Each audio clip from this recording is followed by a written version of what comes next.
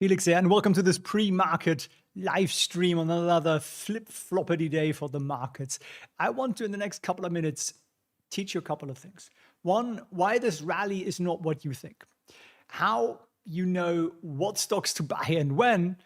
I'll teach you the market bottom triangle, sort of a theory I've come up with, and I'll explain that to you. And I also want to show you where we really are in this market cycle, and then we're going to go through the charts of all your favorite stocks out there, your Palantirs, Nvidias, SoFis, Teslas, Apples, and so on. And you can also ask me questions. Now, Winston here has said, chill. There he is. Smoothing very nicely, aren't you, Winston? We've just been shopping. So I'm going to share my screen with you, my friends. There we go. There is Winston too in his rather happy little state. And pre-market is basically flat. It's very, very flat, like a pancake. Not a lot going on out there. So why is that? Well, let's go through these 6 points here first. And if these 6 points will be useful to you, let me know by putting a 1 in the chat. And that way I know that you're actually, awake and alive and all that sort of thing. You may also, if you really wish, hit the like button, but only if you must. I'm not going to, hold you to that. Thanks for the ones there. I see them running in. Kisses to the kittens. Yeah, they're super sweet. I just cuddled them. They're the sweetest little things. They're like lying upside down with their tummies in the air. They're amazing. So there's another video in the video coming up later today where I'll put a little kitten video at the end. You don't know what I'm talking about. We just had kittens on Easter Sunday. Okay, so this is what just happened here, right? So this is the S&P, basically, futures, but for all intents and purposes, it's the same thing as the S&P 500. So we got this announcement from the Wall Street Journal. China tariffs may be cut, right? So market rallies. Reuters then said that there would be no unilateral steps, as in Trump saying, look, I'm not going to lower rates, tariffs, unless China and us agree on something. And then Bessent repeats, no unilateral offer from Trump, full China deal may take 2 to 3 years. So we kind of go back to exactly where we started, actually a little worse, right? And that's a little bit of flip-flop we have. And there's a bunch more headlines I want to show you. China says US should revoke unilateral tariffs, denies talks. They're not even talking. No one's talking to anybody, apparently. And then you have major US companies like American Air, they just pulled their full year outlooks. They're just saying, we're not going to giving you any guidance at all. We don't know where the hell this year is going to go. We just don't know. And that's curious because American air travel is largely a domestic issue. So people are obviously feeling a little bit worried about recessions and so on. Southwest also trimmed their growth plans amongst economic uncertainty. Again, that's a domestic issue. It reflects not greatly on the economy. And then we have some of the defensive stocks out there. Procter & Gamble, lower sales guidance. Pepsi cuts full-year profit view. These are meant to be the stable businesses that'll pull us through a recession should we get one, right? So this is not brilliant from a sort of news point of view. And what I therefore want to do is, and you're going to be asking yourself this, right? You're going to be like, well, what do I buy now? Do I buy tech? Is it time? Do I buy gold? Is it that bad? Do I buy Procter & Gamble or Coca-Cola because they're more safe, right? So I will teach you the actual rules if you wish. And I saw this comment here just this morning, which is super, super nice of you. Someone who's attended one of my Saturday live teaching sessions, and they're always a little different. And she said, Carmen says, it was phenomenally worth every minute. So my husband and I joined you guys as well. My grandma would say, if you can't find anything nice, okay, that's not really about that. But just saying, if she found a lot of value in it. And that's exactly what I want to do for you guys. So I'm running a stock picking marathon webinar masterclass, if you wish, on Saturday at 11 a.m. New York time. I'll also give you my actual buy list, and I will not just give it to you, but actually explain to you why I'm buying what I'm buying and how I'm selecting it, so you can start to do the same things. And when you profit from the market, whether it goes up or down or sideways or round and round in circles, well, you just have more freedom, right? You can retire sooner, or you can retire better if you already are. So come and join me on Saturday. If you're going to join me on Saturday, put a smiley in the chat. felixprehn.org/webinars, where you sign up for that. Any kind of smiley will do. And now let me then talk to you about the market bottom triangle, which is a little concept I've sort of come up with. And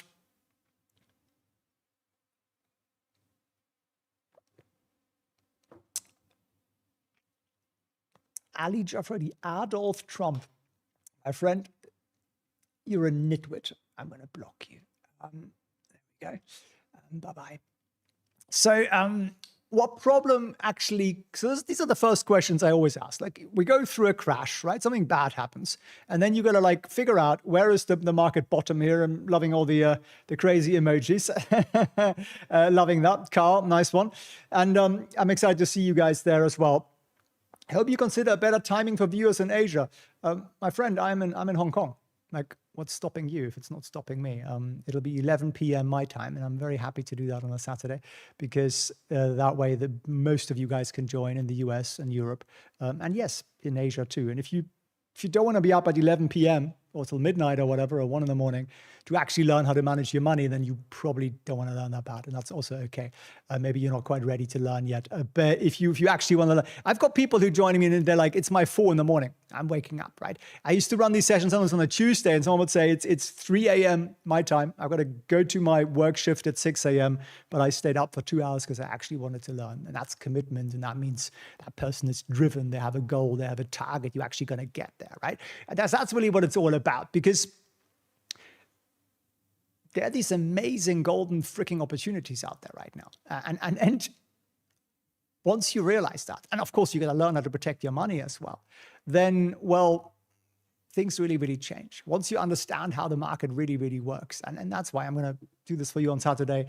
We'll probably be going for an hour and a half or so, and I'll teach you the actual selection criteria that the most successful stock investors out there use. And there are a lot of really good companies right now that are out there. They're on sale.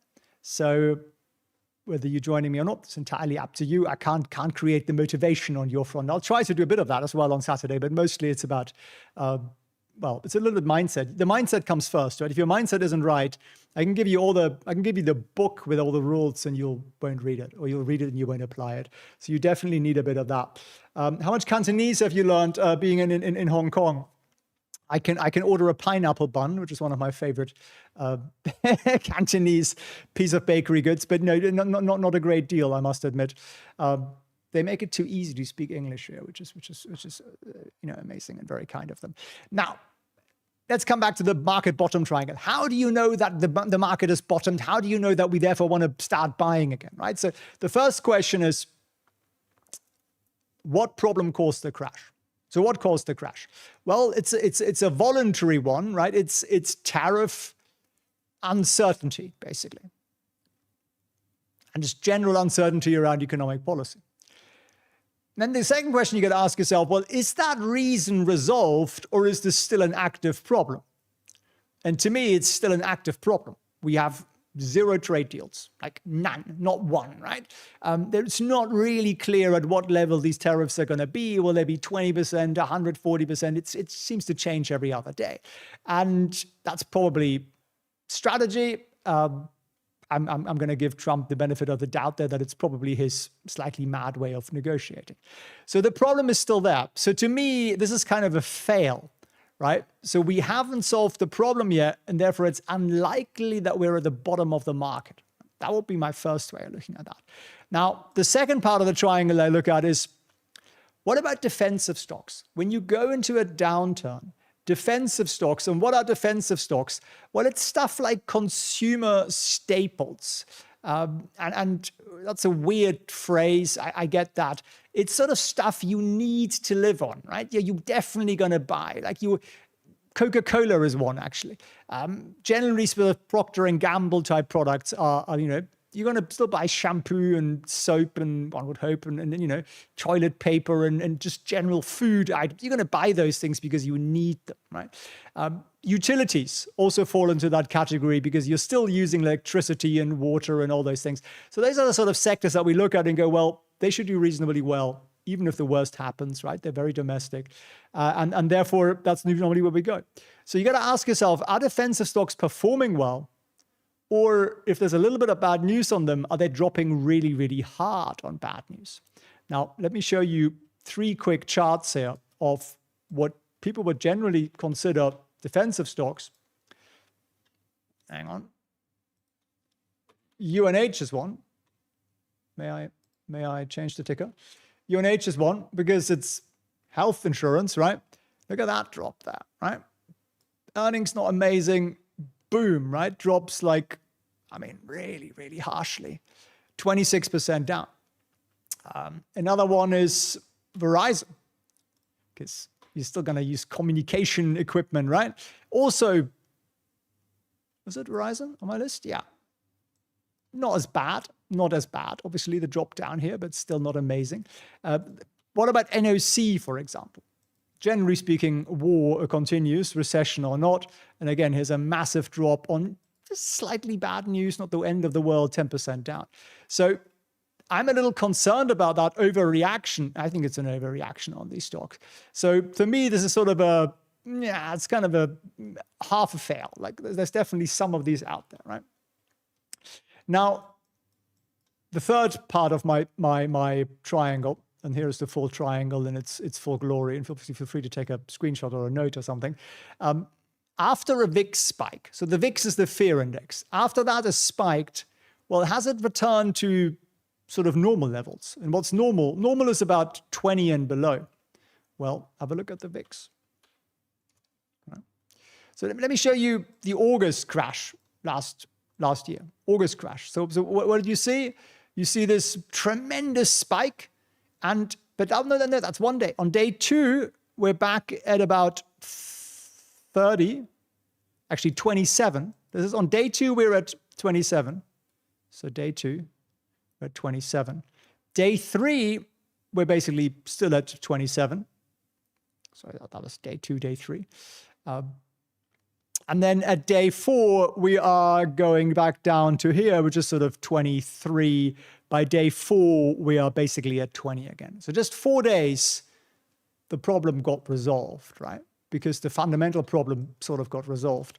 Now look at this scenario here, where we jumped up again, right? Massive spike up there.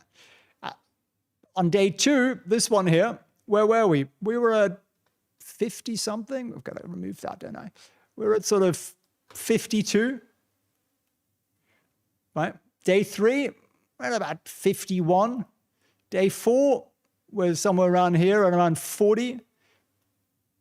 Next day, we are a little bit lower, around 37. And right now, we're still trading at 27 about 12 days later. So you can see that the panic is much longer lasting than, say, in August last year when we had a major drop in the markets, right? So I'm not liking this. And yes, we can get a short-term little mini rally going here, and that's entirely possible, and it looks like it might. But really, these levels need to drop below 20 for the market to come back to a calm kind of a water. And if you look at the NASDAQ, what's it doing? And I think this is what it's likely to keep doing. I think it's likely to do this. And I think people are going to get really irritated with this because it's going to give you a little bit, 1%. It's going to take it away the next day and that sort of thing, because that's the kind of market we're in. It's very, very, very uncertain. So for all the people out there who say to you, buy everything now. And I make stupid thumbnails, by the way. I put my hand up on that. It's required. It's just how YouTube works. Nobody will watch it if I say, here is a calm breakdown of the VIX. Like 3 people watch it. Winston will be one of them. And you know, he's pretty loyal. There he is. But watch the videos properly and watch them to the end if you're going to watch them. And be careful with people touting this is going to go up 10x or whatever. And people telling you to buy semiconductor stocks like AMD and NVIDIA and all that stuff. That's the riskiest sector right now because they are heavily impacted by tariffs. So at least buy stuff that isn't impacted by tariffs, right? Because, well, Californian water board or whatever, like that isn't impacted by tariffs because it's Californians paying for it. They're there. The water pipes are in California. They don't have to build any, right? Like that's the kind of stuff we're buying. And it's making us some money. It's building us a stable, nice little defensive part of our portfolio. And then when the market comes back and tech is back, we'll buy the tech. But we don't buy the tech while it's falling because that's the sure way of burning our money.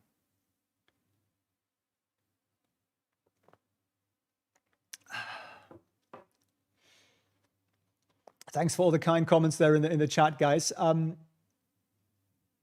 Let's all just buy gold. I think gold is having a nice little pullback. I will actually, that was my plan for after today. I'll have a look at some of my gold stock watch list, and yeah, I'm enjoying a little bit of I wouldn't mind it pulling back a little bit more, to be honest with you, so I could nibble a bit on some more gold stocks. This wasn't a huge pullback. We're back at pretty elevated levels here, so a little bit of patience is normally what takes us far. But yeah, let me just again make this really, really clear to you, because people think it's all over. The market crash is over. Everything got resolved. Everything is glorious because we had one day where the market went up a little bit. Okay, just have a look at what's on the screen here, right? On 3rd of April, which is kind of when the tariff thing properly got kicked off and we dropped, right? We gapped down here. We were trading here. Right now, we're trading here. Nothing has changed. Just a bit of noise, a bit of up and down, a bit of sideways, a bit of fugazi. But ultimately, we're exactly where we were on the 3rd of April when we were at the beginning of a bigly trade war with pretty much the rest of the world. And that hasn't changed. So the situation hasn't changed, and therefore the risk profile of the market hasn't changed. And I think anybody who's out there now and throwing all their cash at this market is running into a serious risk that this could go much lower. Now, for the moment, I think the 481 floor down here is likely to hold, but that might not be the case in like 3 months or 6 months, because we just don't know how long this is going to last. We don't know if foreign countries are going to fold, right? I think India has a decent chance of signing a deal with the US because they might actually benefit quite a lot from it. But the Europeans, they're really slow. A lot of the Asian countries are like putting their heels in the ground and going, nah. So again, this is the VIX, the volatility index. 3rd of April is when Trump properly kicked off the trade war, right? What happened? The VIX shot up to over 30 or around that sort of 30-ish level, 28 to 30. Where are we trading right now? Same freaking level. So yes, we've gone through the, oh my God, the world's going to end. And of course, the world doesn't end. Still a US economy. 70% of US GDP is the US consumer. So no, you guys are not falling off a cliff, but the reasons that got us up to this level here of panic are still there. Trade war still on. We haven't got any clarity on tax cuts. We haven't got any clarity on deregulation. We have concerning news now around US domestic companies who are like saying, we don't know what our profit's going to be for the year. And nothing has really changed. The AI story hasn't really changed. There's still concerns that maybe we're spending too much on AI or too little on AI, or you know, who knows? So all that uncertainty is still out there. And therefore, nothing's changed.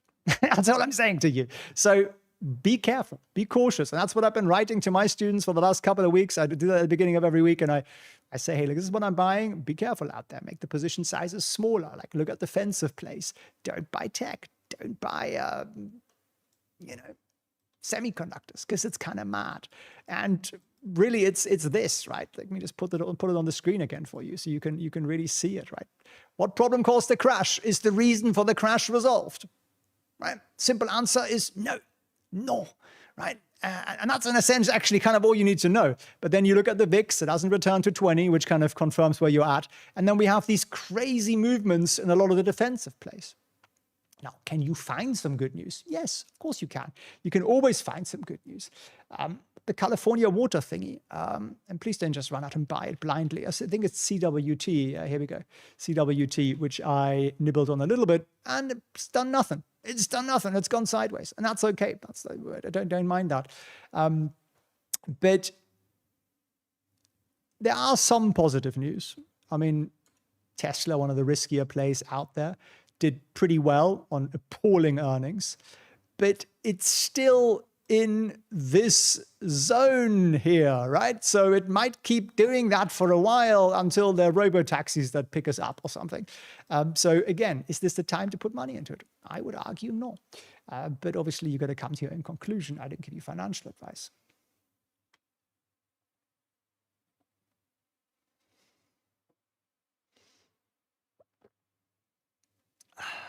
When should I not be careful?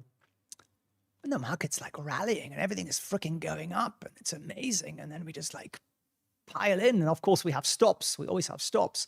But in those moments, yeah, we're just running with the party, right? So if everything's going up, then we're gonna do that. But at the moment, most things are going down, right? And therefore just to go, oh, but it's cheap, it's brilliant, it's cheap. Well, How did that work out for you so far? You know what I mean? Nvidia is up, yeah, 0.8%, but it's neither here nor there. It's not a move that's big enough. So my feeling, and I may be wrong on that, is that we're going to see a significant period here where we go sideways. And we're going to be bounced up and down by whatever Trump says and tweets.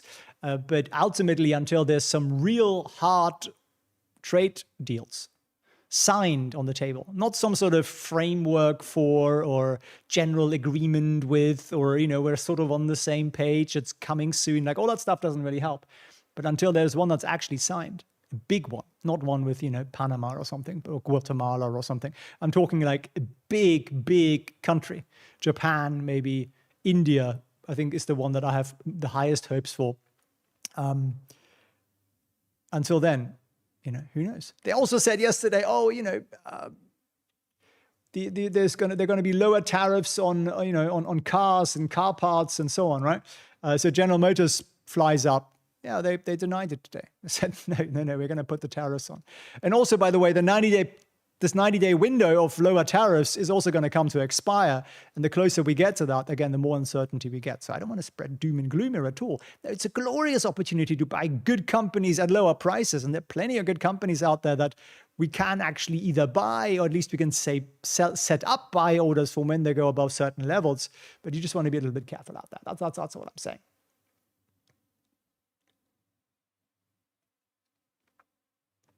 If you like the stock at 300, why not like it at 250? Because it's all about, for me, it's all about likelihoods.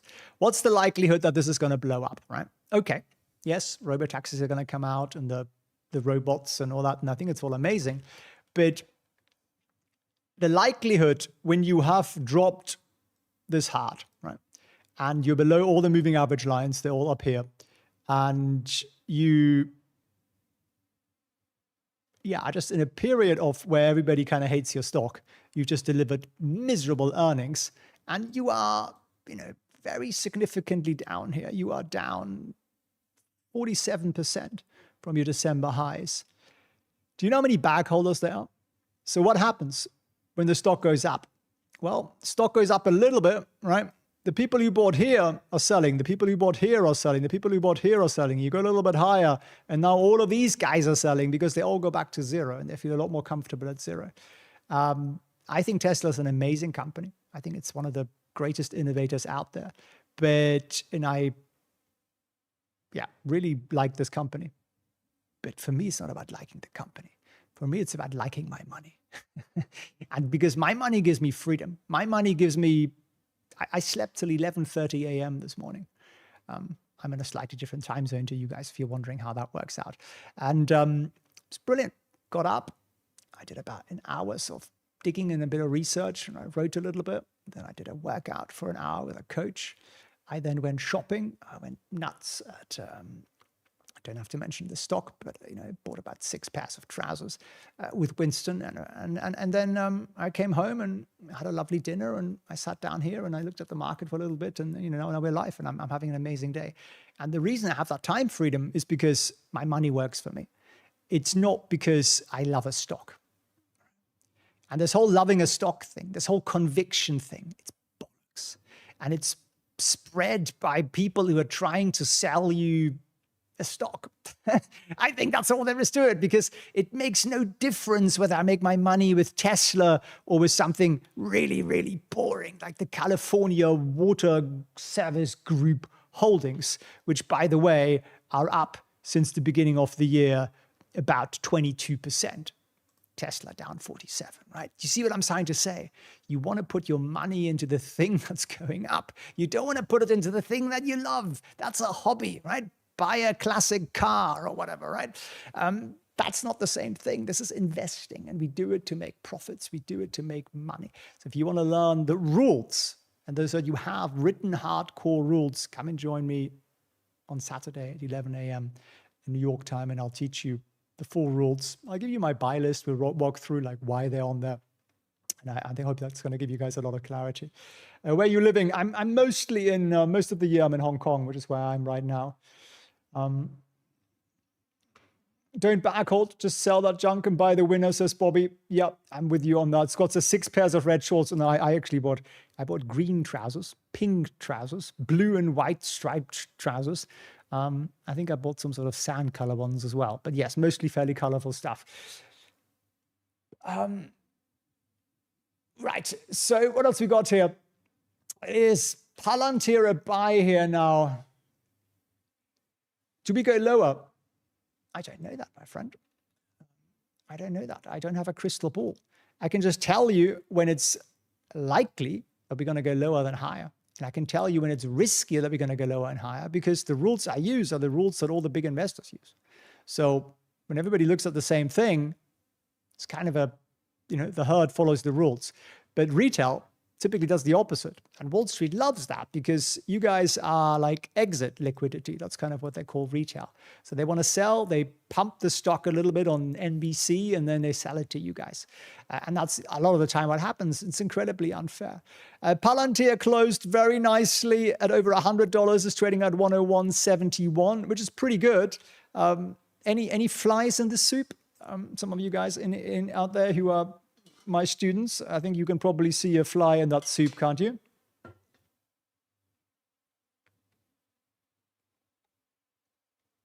Covered calls can be a good thing to do. Yeah, when volatility is high, it's a nice exit strategy, and you can make a little bit of money in the process.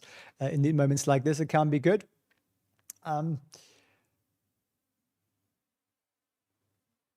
Mark will be there, brilliant. George, my friend, you're completely right. So George just pointed out that, yes, we're up, but volume is pretty flat down here. And yeah, a lot of you guys seen the volume there. Well done, guys. Well done, guys, on the volume. I'm glad you guys are learning. That's amazing. I love that. So honestly, if I'd asked you that question like 2 years ago here, like nobody would know what I'm talking about, right? So repetition helps. So that's why that breakout's good, but it's a little bit... Also, the candle isn't the greatest candle in the world, because it looks like that. So we went pretty high, we hit the high, and then we came down again pretty hard to that bit there. So it's still a good move, but it's not like a clear kind of beautiful one, right? Maria, I love Hong Kong. Yeah, me too. It's an amazing place. And the 50-day is also going down. Well spotted there, my friend. Badger, well done. Do you ever sell puts to buy your stock? Yes. I've done that. I've done that in the past, and I do it sometimes when the moment is ripe. When volatility is very high and you're concerned and you want to buy it a little bit lower, can be a reasonable thing to do. So sometimes we want to buy things on pullbacks. So something for me, for example, at the moment, I want to buy gold on pullbacks. So maybe not gold specifically, but a bunch of gold stocks. So if gold was trading around about here, then I'd be very happy to nibble at it. Up here, a little bit more cautious. Tony says, I don't like you anymore. Why? What did you do, Tony? What do you have to confess? Tony has a confession to make, I think. Right, what else we got here in here? Okay, SoFi, yep. Yeah, so nice move up yesterday, 0.6% today, so losing a little bit of steam here. Nice gap up, but we didn't really go anywhere during the middle of the day. And that yellow line there, you see that one coming down? That's still the 50-day moving average line. It's still coming down pretty hard, and we're not loving that. So that's what I say on that. Stephen, cool. Have fun. Say hi. Tony, because you didn't sign up for call. That's right, Tony. I don't track that sort of thing, so I won't hold it against you. I'm just happy you're here to learn. What else have we got? MSTR. Yeah, that looks still pretty good. Pull back a little bit here today, but that's just, the nature of crypto. And we are still above the recent high here, just about. So we kind of want to hold that. We kind of want to close above that to make this into more of a bullish pattern here.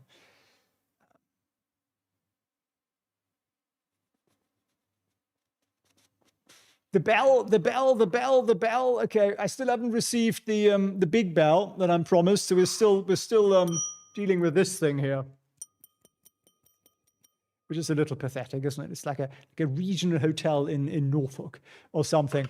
Alrighty ho, market is open, which is good. Let's have a quick look at the Nasdaq first. QQQ. I might even share my screen with you on that note. Winston, what do you think? What do you think about the Nasdaq? Oh, he's licking his lips. It must be. Is that a good sign? I think that's a good sign. Well, we're flat. We're flat completely, and that's kind of what I alluded to at the beginning of this. Is that I just think we're in a flat market right now, lest the lot in the White House does something bonkers.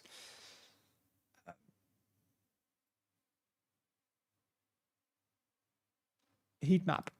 This is pre-market. Hang on. This is today. It's pretty flat. There's very little red or green, right? It's mostly flat. Now is up 10%. That's kind of the only big one I see there, the only big mover. Wells Fargo is in the green. Amex is in the green. Procter & Gamble, I think, warned on, they don't know what the economy is going to do. What else is down here? What's that? UNP is down. But otherwise, we're pretty much flat, which is not what you guys want, right? You want a big, juicy rally with a lot of oomph. That's what you were promised yesterday. But unfortunately, I'm not feeling very oomphy about this rally. It's a nice little upward thing, but really we need to take out these recent highs here at the very least, and we haven't done that. There are also these highs there. There's the 50-day moving average line here. You want to take those out. Once we do that in a meaningful way, things will look a lot better. But for the moment, we're going to be moving sideways. That's, I think, the way I look at that. CVS, somebody says, actually had a very good start to the year, haven't they? Broken below its 50-day moving average line and now going sideways. So be careful. That's what I would say there. What did somebody just mention that I wanted to look at? VIX. VIX is at 27. Down a little bit, 2%, and that's good. It's moving in the right general direction. It's still above the 50-day moving average line, and it's still very elevated. So we're not loving it. Is a gray stock heat map undecided? It just means it's close to zero. I think that's really what that means. Like 0.1% or 0.3% either way, it's sort of meaningless, right? It doesn't really tell you anything.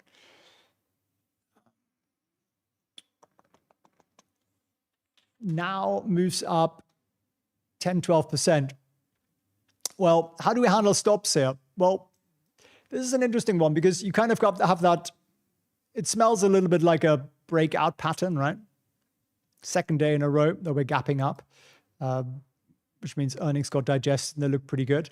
I don't like that the 50-day moving average line is still looking like this. That'll change though quite shortly given the meaningful breakout there.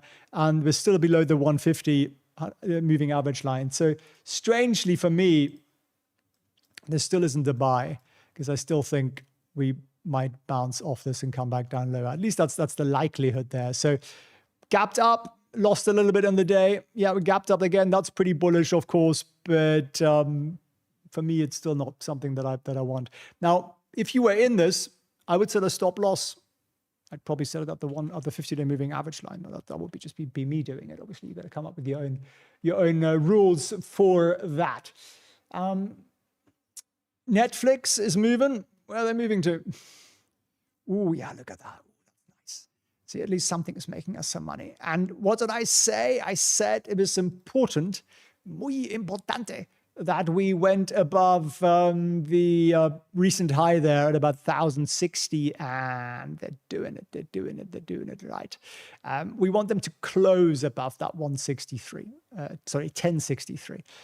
They close above that, that'll be pretty good. Now, slight warning, rally goes up, volume yesterday, not so great. So again, we'd like to have some bigly volume today to make sure that rally is sustained, but that's looking pretty sweet so far. So very nice move here from Netflix.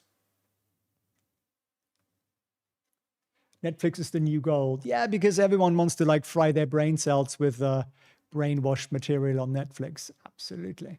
And pay for it. Bizarre, isn't it? Affirm. Affirm is, yeah, for me, it's still not looking good. Nice little recovery, but you know what I'm going to say. Look at the 50-day moving average line. It's here. Look at where the 150-day sits. We're still below that. It's a nice gap up. Volume was good yesterday. Candle was ugly yesterday. So I'm still not loving it. And if you're still asking me these questions about these stocks, you know what it means? It means you don't know the rules yourself yet. It means you don't have a piece of paper on your desk with written trading rules or investing rules. Why do I buy things? When do I buy them? Where do I sell them? If you don't have that written out, you will forever be driven by emotions, and emotions lose you money. Rules make you wealthy. It's very simple. The people who invest with rules, they get very wealthy. The people who chase whatever the latest thing is, or just invest in emotions, or FOMO buy, or they watch a YouTube video halfway through and they buy something because of it, they lose money. So who makes the money that you lose? The lovely lot on Wall Street. And maybe you feel really, really bad about the investment bankers in Manhattan and Chicago, and you think, they're only getting paid $500,000, maybe a couple of million a year. How is a 24-year-old meant to live on that? So you kind of want to subsidize them. And that's why you want to keep trading with emotions and not rules. And if that's you, then that's good. I appreciate charity for the poor banking lot out there. But if you actually care just about yourself and your family and your freedom, then learn the freaking rules. I'll teach you the rules on Saturday if you come and join me here. I'll put the link for you in the chat again. There it is, felixprehn.org/webinar. And you'll walk away with the actual rule book. You'll also walk away with what I'm buying right now and why.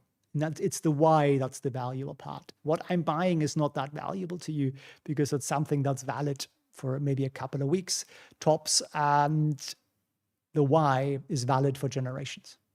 And that's the amazing thing. Like, I've got a lot of students who've got their children in learning, and that's so cool. Imagine you learn this when you're a teenager. Like, you never have to do anything you don't want to do again, which is just what we want, right? So a gold miner is interesting.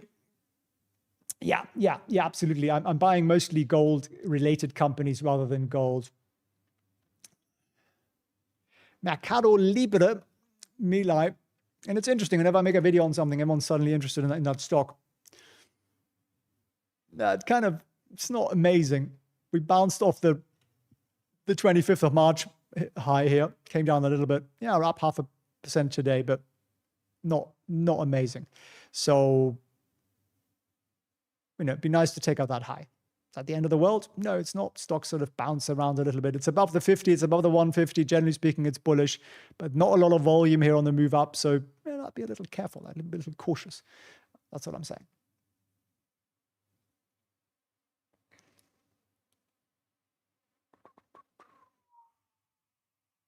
Mark, you want PayPal resistance and volume? My friend, just go and log into TradeVision. There's a link down below. There's a free trial version. You even get the app thrown in for free at present. If you go to felixprehn.org/TradeVision, and you can look it up yourself. Inami, you bought something, week up 10%. Is that a 5% trading stop loss? Okay, that's cool. And obviously you want to keep managing that. Well done, my friend. What else have you got here in the chart? ACHR, which is Archer. That's improving, isn't it? That's very much improving. So we're above the 50-day moving average line now, which is the yellow line here. We're above that downtrend. Might take a couple of days for that to pop up. Volume was pretty impressive yesterday. I mean, not almost double what it was the previous couple of days. So this is looking pretty good. It's looking pretty good. I'm liking it, especially on a day where the market's pretty mixed. They are putting in a nice 4% up here, which is good. Were there some news that I missed? On the 24th, what's the day today? Archer secures design approval for UAE's first hybrid heliport. Okay, that's a Abu Dhabi thing. That's cool. That might be it. That might be what does it. Maria, appreciate you.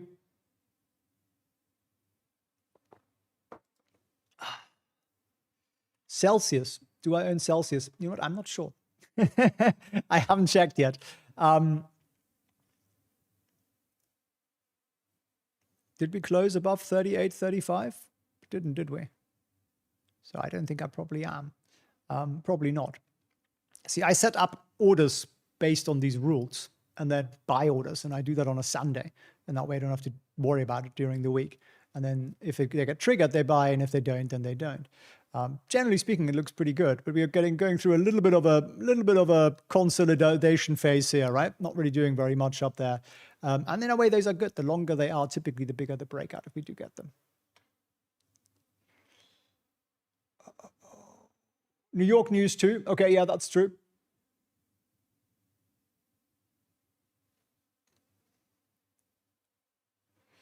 Silver,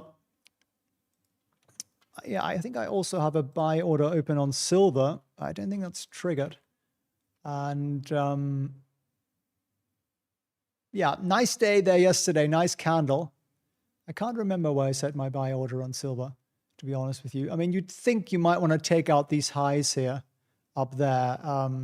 But generally speaking, the whole gold silver thing is going through a bit of a boom. So I like the space, but it's, yeah, yesterday was very nice. Bit of a pullback today. Still need to take out those highs there, I'd say.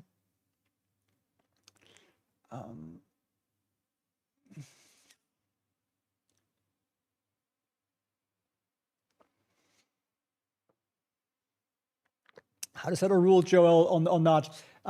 Most brokers, well, the better brokers will let you do it. It's a little tedious to set it up. So I do it in Think or Swim in the desktop version that lets you set up a buy order on the basis of something they call a study.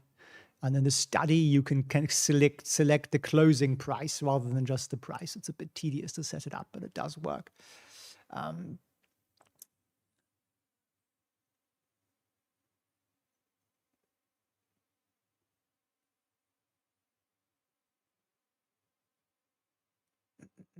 Okay, what have we got there? Rigetti. Okay, we'll do that one.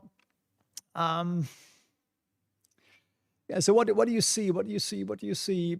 Always saw a trend line, last couple of highs, something like that. You can obviously extend that a bit more. So we kind of broke out above the 50-day moving average line here. That sort of yellowish line there in the background. That's pretty good. Bigly move today. We're taking out sort of the highs here, not quite, but sort of. I'd watch out for volume. Like, is the volume gonna catch up there? Volume was pretty good yesterday. It's about double it was, wasn't it, the previous week or so? What was that? 25 million, 14, 12, 12, 12, 15. So yeah, pretty big, strong volume there.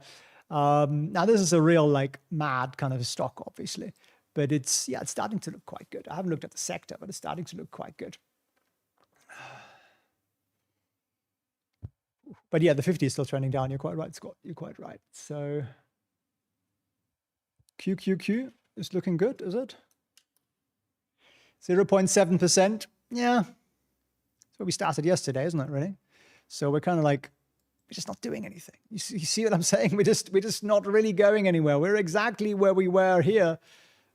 We're stacked in the same place. So we haven't really achieved anything other than creating a lot of volatility here in the last month. So to me, the Trump story isn't over. The tariff story isn't over. I think the market remains very volatile. I see it kind of going sideways for a while here. And therefore, ultimately, we're gonna keep being defensive. We're gonna keep being careful. We're gonna keep nibbling on the more defensive stocks, not on the tech ones, not on the semiconductor ones. Obviously, you got to come to your own conclusion, but that's what me and Winston are doing here. And if you really just want to like learn the rules, so you don't need to rely on me or Winston, even though he's in this glorious sleepy state there, isn't he? Winston, so sleepy. Hey. There he is. Come and join us on Saturday and we'll actually teach you the real rules that all the most successful investors in the world use. And it's a lot of logic behind it, but it's also just because everybody's been taught them, everybody uses them because everyone's worked for the same couple of places. That's therefore simply why it works. It's sort of not rocket science. It's just either you're in the club or you're not in the club. And in this case, it's a knowledge club. It's a skill club. It's not an ability club. Like, you don't need to be clever. You don't need to know maths. You don't need to be good with numbers. None of that applies. You don't need to have tons of money. You don't need to be experienced. You don't need to have, a finance degree or any of that nonsense. You don't need lots of time. Yes, you can be very busy. You can still do this. I do this all on Sundays. And you learn the rules. You will never look at the stock market quite the same way again. And you'll be thinking, why was I doing all that for so many years? Why was I putting myself through all that pain, right? So unnecessarily. So come and join me on Saturday, felixfriends.org/ webinar. If you're going to join me there, put a 1 in the chat, and I know that you guys are paying attention. I also want to say thank you to the 500 of you who found the like button. The other 2,500 of you are probably still too, I don't know, blurry-eyed or something this morning.